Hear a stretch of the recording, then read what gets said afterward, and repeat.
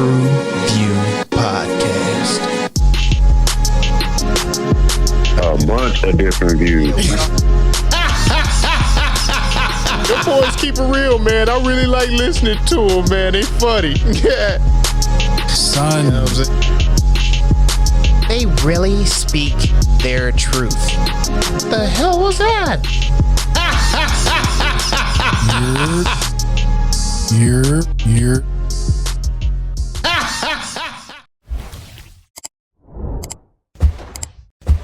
Howdy, partner. What it do? What the business is? What's good? It's your boy Mel, and we are back in the building again, bringing that barbershop to the box office. TruVue Podcast, baby. Yeah! What's good, people? It's your boy Zoe. Man, y'all tapped in again with them TVP boys once again, man. We here for another one. I think this one's pretty decent, you know what I'm saying? But we gonna get into that in a little bit, man. Let the homie MJ do his this.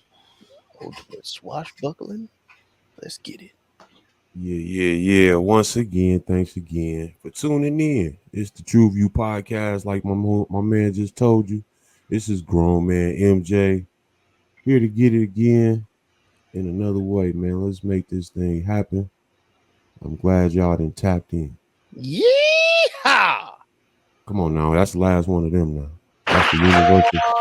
Get the noose. That's universal for get the noose, goddamn. This stuff's made in New York City. All right, on the day, the TruVue Podcast, we are covering vengeance. Vengeance is mine. What is vengeance, you might ask? Well, a writer from New York City attempts to solve the murder of a girl he hooked up with and travels down south to investigate the circumstances of her death and discover what happened to her. What had happened? What had happened was, that's it. That's all it is. That's all it is. Be doing podcasts and shit, trying to do that, man. I just tell you. And I really don't break down the movie as much as I would like, but yeah, I mean, we could do a better job. Let's do I was gonna say maybe we gonna break it down. You know, that's what we here for. Well, let's start off dropping the crown on some motherfuckers, man. If you want to crown them, then crown their ass. I think this They is are who we thought they were. Oh wait, hold on. Before we start, gentlemen, salute, cheers, big ups. I ain't got no liquor. That's okay. Water good too, man. So, gentlemen, who you think wears the crown for a film like this? This is done and directed and written by BJ Novak. He also stars in it, but then he pulls in, I think, a great supporting cast that kind of plays off of him well. Absolutely. He balances on screen with. So, who y'all get the crown to? Man, this was a well put together cast. First off, like you say, I think there is more than one crown, but let's see what y'all think. Since you gonna pass it back, I'm gonna put. Oh, go ahead. I mean, so pass it back. I was like, damn, man. That's like y'all just playing catch over there. Right. You know what I'm saying? I tried to. Ooh, I split mine between Ashton Kutcher and Boyd Holbrook, actually. no, that's Indeed. that's about where I was with it as well. Go ahead though. Because I mean, just both of them, the scenes that they were in, I was drawn to their characters. I like the subtle shit they were doing. I like the acting without acting, facial expressions when they weren't talking in scenes actually was still in my attention as well. And then too, they're good actors. They're really good actors, man. They were doing their damn thing. Delivered the dialogue. Yeah, go ahead. No, I'm saying I'm in agreement with you, but I felt as far as facial expression, I thought Kutcher was kind of stone faced. A lot of his expressions you couldn't really read. And I think that was on purpose, though. I was gonna say I think it was on purpose to fit his the character, motive he had in the character that he was playing. Yeah, but I actually leaned more so with Ty Shaw, played by Boyd Holbrook. Mm-hmm. And not to take anything from Novak, I thought he did well being the main character. Oh, of course. But I thought when that first scene he had with Novak, that Novak had with Holbrook, is where I started to lean towards Holbrook. Like, he the one on this. Yeah. He gonna be the one. And he kind of had what the family represented all wrapped up in one to me. Him and the grandmother, but him more so. You know what I mean? The grandmother was definitely leaning more old Texas. And you could tell he had the mellowing of his mother or whatever and his sisters to kind of shape him a little bit differently. But he had the core to what the family represented in my opinion. Touche. Very well put. Yeah, I agree with that. I think I'm on that boat too with Holbrook. He brought that balance to the film, to me. Serious when needed to be, but at the same time, he was creative, with his comedic edge at the same time too. I fucked with Ashton Kutcher on this too. You know what I'm saying? He did his thing. And man, definitely shout out to Issa Rae. You know what I'm saying? She getting the bag. Oh yeah. Issa Rae is like, without even having to be on screen with niggas. She getting that check. She like, nope, I do this film in a facility, own home. You know what I'm saying? You know what, Zoe? That was hell of a point, Zoe, because I didn't even peep that. A lot of scenes she did on the dolo, and she was the only person in the room and on the screen. Early on in the movie, she was on the screen with Novak. I thought that was a good scene. But you're completely right throughout. She pretty much talked in the headphones of for a phone call, so to speak, communicating back and forth with Novak's character, who was then, I ain't even finna say his last name. Goddamn. Manalowitz. Mm-hmm. Yeah. She checked that bag, goddamn it. Yeah, no, definitely. Let me ask you this in a Mr. Me Too fashion. Would y'all, we always do this, and I hate that we do it, but I gotta ask today. I want to see Haddish and shit like this. I feel like they use Haddish's name for a draw, but when they put it on the screen, she don't get a role like that, where she could just kind of ad-lib and go off and say her things, do her facial expressions, and really deliver her comedy without having to be back and forth with somebody, or you know what I'm saying? Or they'll put her in a serious role where she not really even being used, like in the Nicolas Cage joint. She was kind of in a serious role and her comedy wasn't even able to be expressed and she wasn't being used. Yeah. I would see Haddish being done like this one time, you know what I'm saying? And that's not to take nothing from Issa Rae, because she held it down. I ain't gonna front on that at all. Yeah, I mean, I don't know. I could have did without Haddish in this. I don't see her in this one. You don't see her? I get what you're saying. I don't think it was that type of comedy. Yeah. I think this was. No, I'm just saying. By far it wasn't. By far it wasn't her type of comedy. I know she's known for more of a sillier variety, but that's why I say I want to see her in something like this, where she can show more her witty side on the tip versus. I can see it. I don't the clown side work though. I don't know if it work. I know that Insecure was along the lines of this style of comedy, so that worked. She worked perfectly. She worked perfectly to me. Issa did. So I'm not. So you don't think Haddish could be a character on Insecure? No. Okay. Thank you for saying that, because I don't. Yeah, I just don't see it. She could pull it off. I just don't see it. If she had a better range of her tone of voice, I think it could work. I think that's where Issa win at too. Yeah. The way she does her vocal inflections and things, and a lot of her delivery, I think that's where she wins at. I'm gonna stand down there. Shit. Y'all want to see Haddish still clown it up, I guess. Then shit, wear the red on. That's what she do best, man. I mean, it ain't like she coming up short on anything. Shout but shout it, shout but shout it, shout but shout it, shout but shout it, shout but shout it. Shit, what you tell them, Mel? As long as them checks still clear, huh? Clear, goddamn.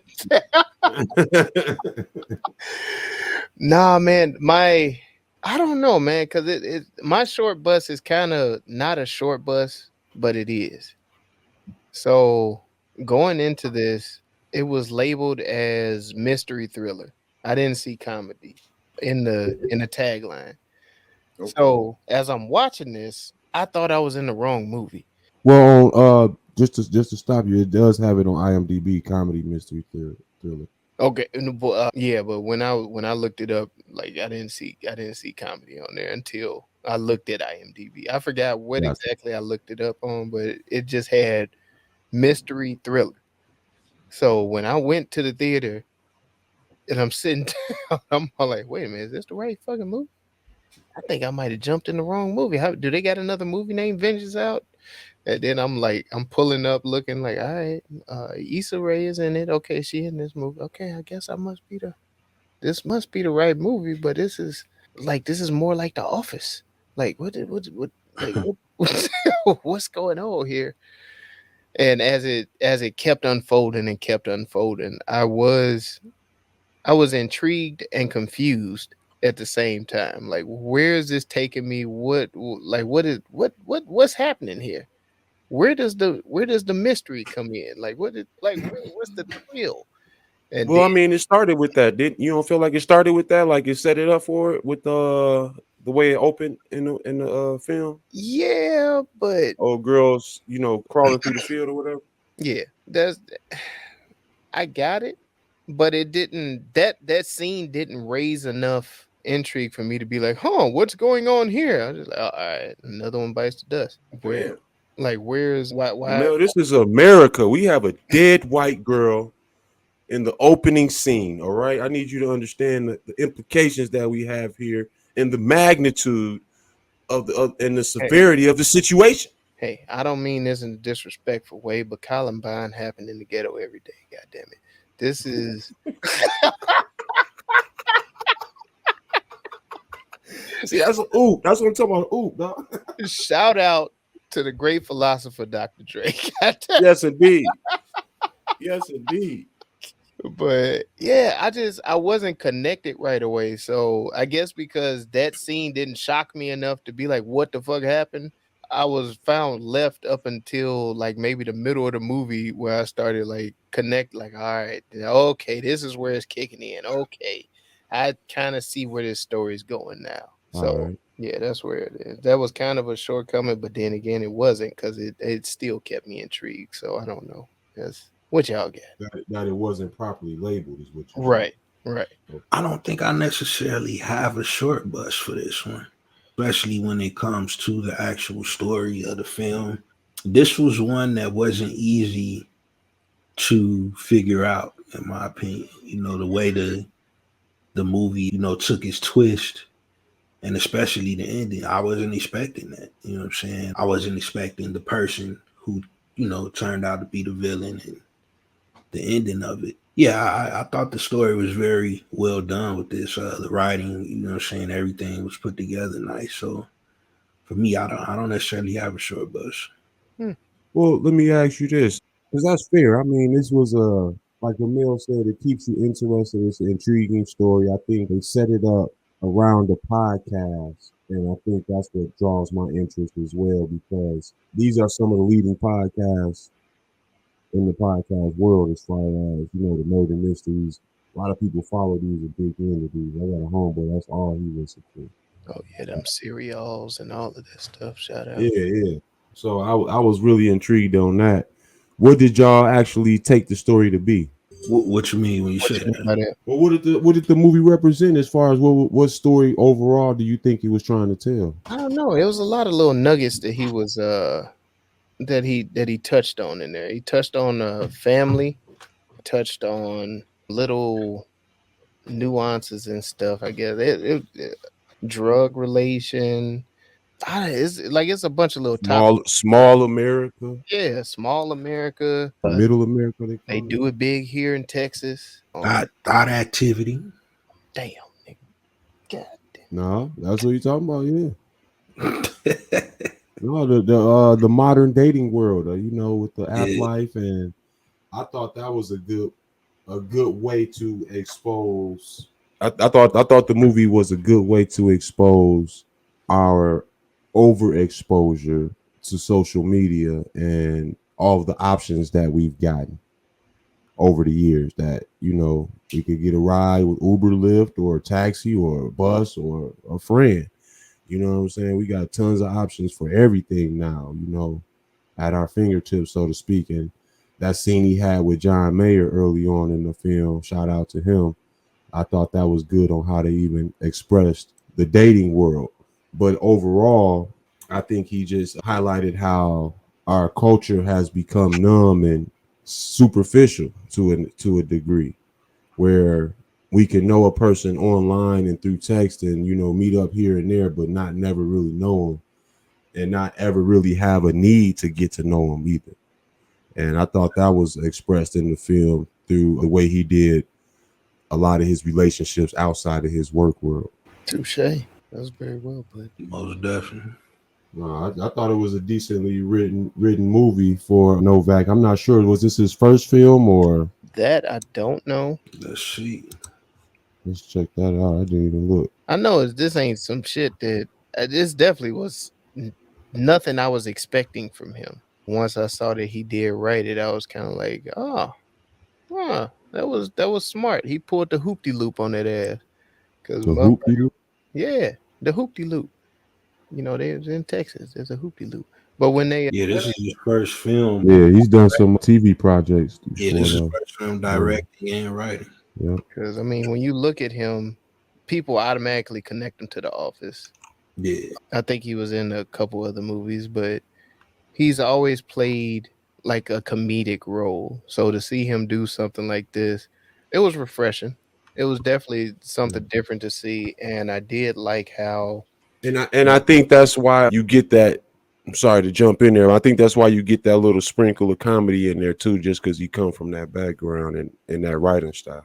That's just what I was about to bring up. I said you do get those nice little one-liners. You get the Office style comedy where it's serious but still comedic at the same damn time.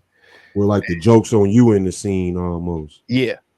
Yeah, I get you. Yeah. So that was good.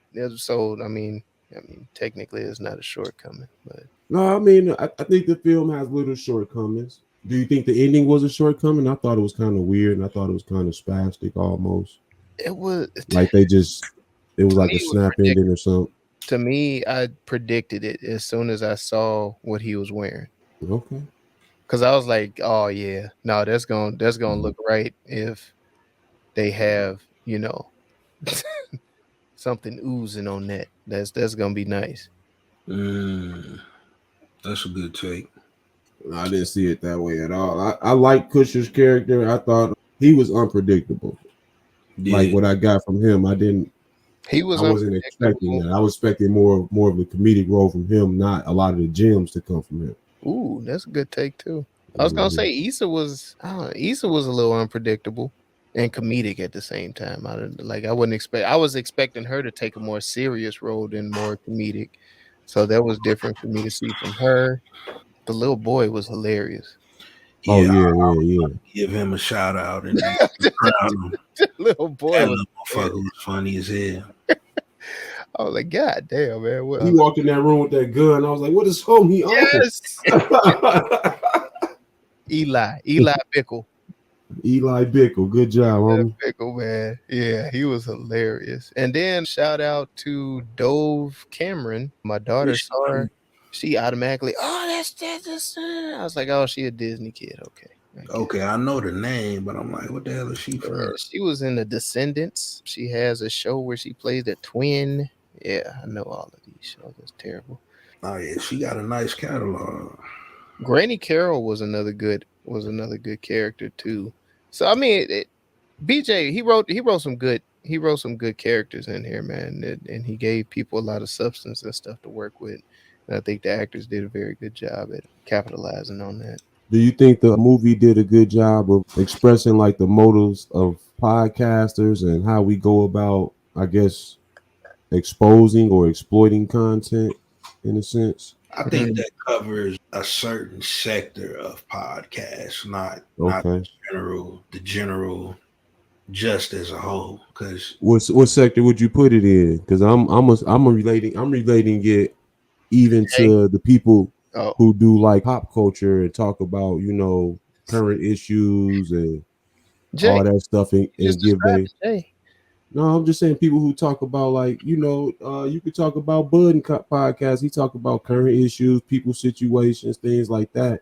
And you're using that for content on your platform that necessarily you don't have any necessary attachments to or connections to, or you have, I guess, the common goal for the outcome of the situation as the person going through it. You know what I mean? It's like you have a disconnect, but you're talking about it in a way to connect with your audience and not necessarily giving solutions or nothing like that. Like, it just seems like, I guess what Zoe talking about, I get what he's saying. There's a certain sector of podcasts that do that, those that actually are out there seeking those type of stories and exploiting them or exposing them and using them for their content. But, you know, I feel it's the same as, you know, talking about pop culture at the same time. Or just talking to Jay. I'm not throwing Jay out there like that. No. I feel like, you know, there's a hidden code that comes with that. At the same time, it's like, you know, if you're gonna do it, you have a certain regard to the culture of what you're speaking of, on how you're exploiting, you know what I'm saying, these stories or these people, or, you know what I'm saying, that information, to the point where, you know, you're not turning into a academics or you know what I'm saying, a motherfucker like that, to the point where you know, you just keeping your motive as pure as possible, you know what I'm saying, for your audience, you know, the people who you're speaking of and about. And that's kind of what I meant by that when I said that. That's what's up. No, so you think they did a good job of that, Mel, as far as highlighting the intentions of the podcasters, or that was kind of a mute point in the movie? Or I actually think they did a very good job at highlighting the amount of like background and research that you have to do to make your podcast stand out and be legit. Okay. As far as the research, looking into things, a lot of people think it's no, you know, it's cool. You just watch a movie and then you get up there and talk about it. Like, no, nigga, we gotta look up shit. We have to like fact check. We got like, it's a lot to this. It's not just cut on the mic and start yapping, goddamn it. But Way Isha had that board mapped out, man, and she was detailed in a motherfucker. Yeah. I was like, she was definitely in that writer's room, that script room. She was probably on set writing for her. What's her TV show? The newest one out. That shit pretty dope.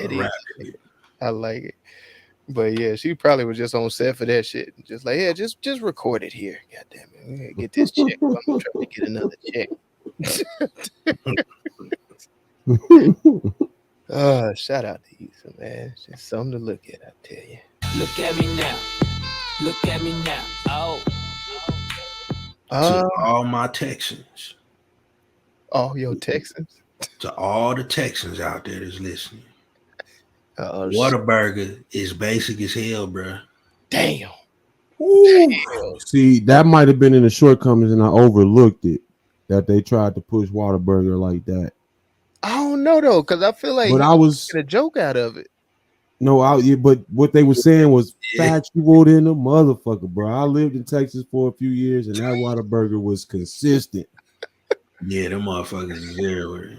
But they're like, well, why? Because it's there. The grease streak runs through Texas, dog. All along that 10, dog. That grease streak is heavy on that 10, dog. God, dog. Hell yeah, that Whataburger. They got the what? I think they got the 3 or a 4 meat burger. Hell yeah. That's too much. Then I noticed, I'm like, damn, they trying to make their cups look like Portillo's, man. Y'all can never. No, don't. We're not gonna put Portillo's in the same fuckery. We could put that shit with a hot dog on the stick, or a wiener schnitzel or some shit. Portillo's alone, goddammit. I got stock in Portillo's, goddammit. We need all the Portillo love we can. Get that cake. We're not gonna downgrade anything coming out of Portillo's with this Whataburger shit. All right. And Whataburger. I still haven't had one, so I don't know. Oh, you haven't? Oh no, I ain't gonna say you gotta have one to shit on it though. You know, Man, you ain't missing nothing, man. I was gonna say that's kind of how we feel about like when motherfuckers ain't experienced White Castle. Like, oh no, you gotta have one, man. It's one of the worst shits you ever gonna have in your life. It's like Arby's, man. Like They got the meats. I don't know too many black folks that's had Arby's. That's crazy. Really? no, he ain't lying though. Yeah, I mean, shit. Arby's? Yeah. Arby's, yeah. In the A lot of hood, people don't fuck hood about is it. all type of myths. Think about it. Think about it. They don't even have them out there in on the south side heavy like that. Dude, I'm starting to think. I'm like, wait a minute. Yeah. In the hood, there are real myths about Arby's. Like that shit. Oh, goddamn. Goddamn. Poor Arby's. Yeah, I remember that. Yeah, I remember. Shit, you lived in Rockford for how many years? And you ain't never pull up at no Arby's. Did they even have an Arby's there? That's what I'm saying. They had several. Did they? Yes. Oh, there's shit. one right there on that. It was one on Auburn, I think. Man, you know I had the goddamn East McDonald's Riverside, plug. some shit. I had the McDonald's plug. I wasn't going nowhere. Oh man. What other look at these we got though? How many of you all are taking this call in the middle of the night Nah, and signing up for that flight? it's My Go to this funeral of a girl that you, from your perspective, only hooked up with, and from her perspective, that's how she had it with you too. But her family had it twisted, in the words which I of thought was a good in the plot as well. the brother Lil Duval, Oh damn. I can't go for that.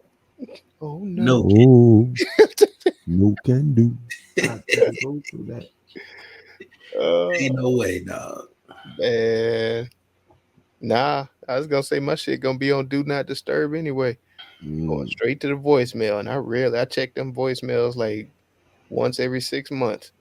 So And you just got up out the skins too, like no sir. But I think that's where it goes back to Novak and how he set the movie up with him being a journalist and him having that curious spirit. You know what I'm saying? Where he just had a question answered on everything. You know what I'm saying? He like, man, who the hell is this? Let me go see. And then them pictures they had at the funeral. My man, bro, I was in here. I was like, oh, this shit crazy. He was looking like a dude in the picture, like, don't take a picture of me. Don't let nobody see me with you. man. Nah, it was decent. It was a decent little flick. We got any other look at Mers? Man, y'all messed up. Y'all don't show up at that funeral. They got pictures of y'all there. I'm just saying that. Hey man, it is what it is, bro. What I don't know won't hurt me. And what was these $1 Million Man outfits they had Kutcher in? Hey, he was Dressing fly. like Ric Flair. That one was dressing like Ric Flair. He was fly though. and talking like Goldie. I was like, why are you Is talking this like the illest nigga in Nebraska? He talking like a white Goldie. Like, Seemed like he was waiting for that role. He was talking like my man whoop that trick. no. Like him. So yes, he was. Now you gonna put both hands on the wheel. See, now you drive. Your voice is in here. I need you to say, I am in control. Say it to me. Yeah, I am in control. I am in control. Just Terrence Howard. Hey, he was talking like Terrence Howard. They said recordings. Oh man. Got recordings. Oh man. Oh, he was smooth though, man. He was smooth. I see how he snatched Demi from Bruce Willis. I can see it. Oh man. Anything else? What we got? Yeah, I ain't really had too much on to look at me on this. Texas is Texas, goddamn. No knock to the Texans. The little dance. You think that was a joke in here that he was trying to overplay, or you think folk really like that out there? I don't know. I really ain't encountered too many people from Texas, so I don't know. I'm gonna say Texas some representatives, dog. So I felt like the grandma showed her ass of this shit. Yeah. Yeah, I felt like Texas is a Texas is like Chi-Town folk, dog. You say Luann Stevens played Granny Carol Shaw. Hell yeah. Texas folk like Chi-Town folk, dog. Hold on one sec. Man. That's a fact. I've had my just due of Texas because I sure was a South by Southwest going motherfucker, like you mentioned. Oh man. Well, no other look at me. Not off the top of the Dizon. Yeah, I think we settled on that. I'm pretty good with it. Okay. Well, let's go on here and have a little fun with it then. It is everyone's favorite game show. Rename that movie.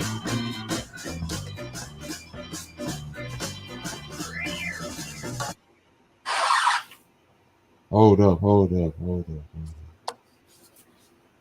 I did have one other look at it. I'm sorry. God damn it. What you get? I'm sorry. You heard me scratch the record. You heard me. Yeah.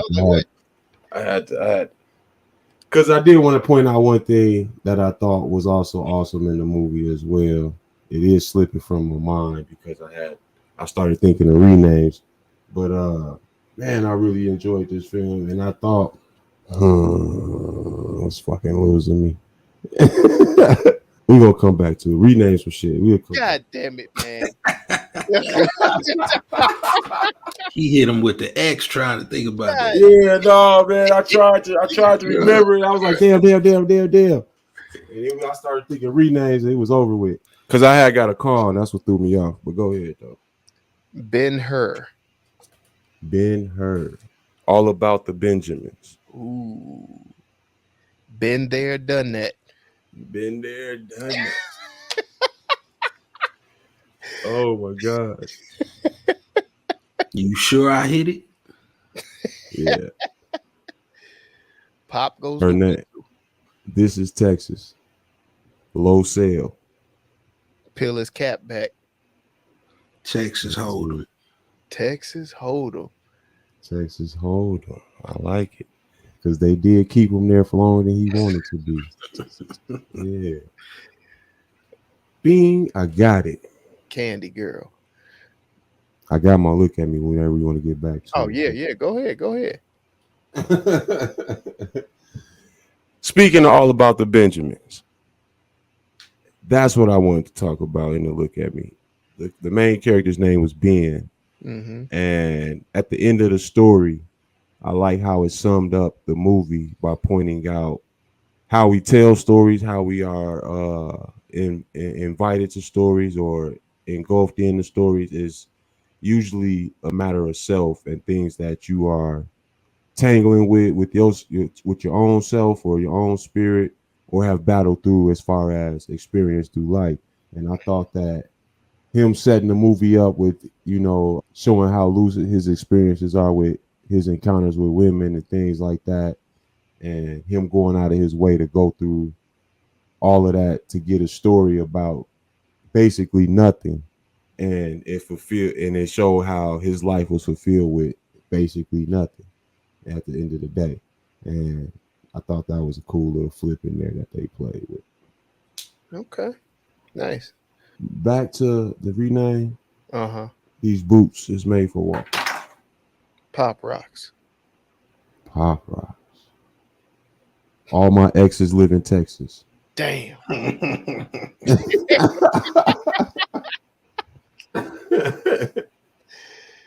Oh, hook 'em. Shit. Long night stand. Damn. I got that. I was like boomerang loving. I don't know. Boomerang love. She brought that motherfucker back. Shit, Aggies over horns. Who? Aggies over horns. God damn it. Yeah. That was the football shit. That shit was hilarious.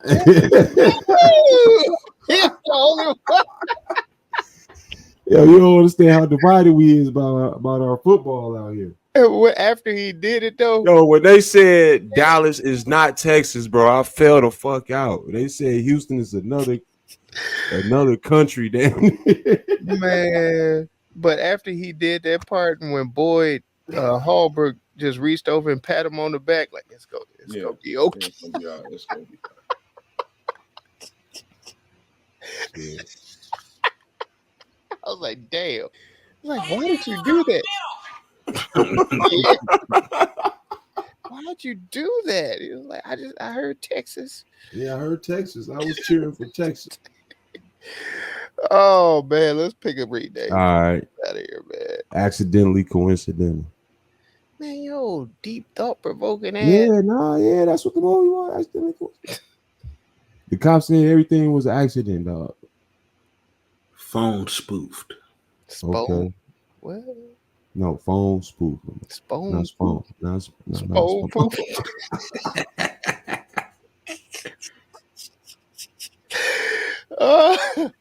Ghost style. Catfish from the dead. Damn.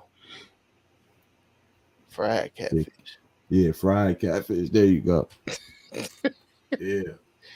Cause she was off her rocker. She was a peel. Or battered catfish. Goddamn. She was a peel popper. All right, what we get? I like Texas Hold'em. Yeah, I like that. I like All About the Benjamins. I like Been There, Done That. Yeah, I like Been There, Done That too. I like All My Exes Live in Texas. That shit was funny. God damn it. What you guys owe? Which one rock? Think that all my exes live in Texas. I think it's between that one and Texas Hold'em. Yeah. What say you, Mel? Ooh. I really like that Texas Hold'em though. I like that all my exes live in Texas, but that Texas Hold'em, I think that one hit harder. Let's roll with it then. Let's ride. All right, there it is. The official rename for Vengeance. What was the official rename? Texas Hold'em. Texas Hold'em. I sure forgot just that quick. God damn it. And Vengeance garnered an official TruVue score of... Find out. 1, 2, 3. 3. A 3. Surprise, motherfucker. Mm-hmm. It was a high 3. It was a high mid, but we round to the nearest prime number. So rewatchability, review, takeaways, gentlemen for Vengeance. I'll kick it off, I guess. It was a good flick. Don't see myself rewatching it by myself. I see myself watching this with somebody who might not have seen it. But once I got the gist of this, I'm pretty much seeing it as a one and done.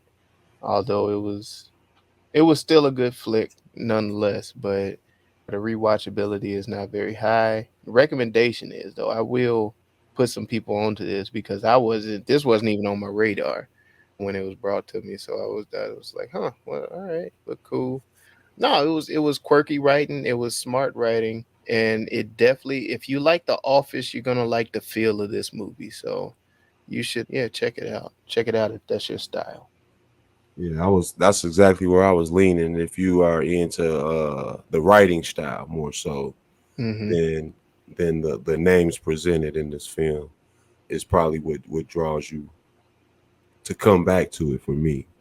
I would watch something like this again. This is like in the area like Matchstick Man or something like that. If you remember that movie, that's kind of the vibe I got with the characters and how they were gelling and everything. There's a couple other movies I'm thinking of. I can't think of the names, but definitely into these type of, a good word, quirky or offbeat. Yeah, like that wasn't on time. So yeah, like offbeat type of comedies. I think when you rewatch them, you start to catch more things in the writing. I think you start to catch more things that are written into the characters and what's driving the acting styles as well. So this is something I can go back and rewatch and not necessarily have to want to be in the mood for anything major with the film, but just want to watch something to chill. I could catch this again, and I would recommend it. I think the names in here are good draws. Ashton Kutcher, Issa Rae, Novak, The Office. You could use all those, and get somebody involved or interested in watching this joint. So yeah, I would do both. I would rewatch and recommend. For me, it was a high 3, close to a 4 for me. Yeah, man, I think I'm on the same page. Not something that I find myself rewatching frequent, but it for sure, goes on that shelf of I gotta run that back, and I'm for sure gonna recommend this to some folks. Man, it was a dope flick. Gave it a nice score. Think it was done pretty well, so that's what it is. That's what it's gonna be. Now, is we finished or is we done? Is you finished or is you done? If you ain't finished, you can go on head over to TruVuePodcast.com where you can like, subscribe, share, and comment to help us defeat that all-powerful algorithm trying to hold a black pod down. And thank you for riding with us on the YouTube. Be sure to hit that bell. All 3 of them. All 3 of them. You make sure you hit that bell for notifications, hit that subscribe button, give us a thumbs up, leave a comment, drop a comment in there about what you would like to see us review, man, because we check all of the comments and we do get back to y'all. You know what I'm saying? TruVue Podcast, like, subscribe, share. Let's go. Man, it's like he gets quicker at this every episode. And as always, yeah, shout out to he has a script, man. We've been trying to tell you to write a script. Man, I'm off the dome, man. Shout out to Venti Vibes. Where the vibes are forever Venti. You can find Venti Vibes on Instagram, Facebook, and the website. That is VINTYVIBEZ.com. Tap in with us, man. Yeah, rude. There it is. There it go. There it went. And that's the show. You already know what we tell y'all motherfuckers to do. Go watch some shit.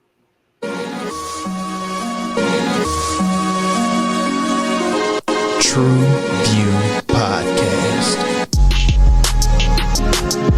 A bunch of different views. Your boys keep it real, man. I really like listening to them, man. They funny. Yeah.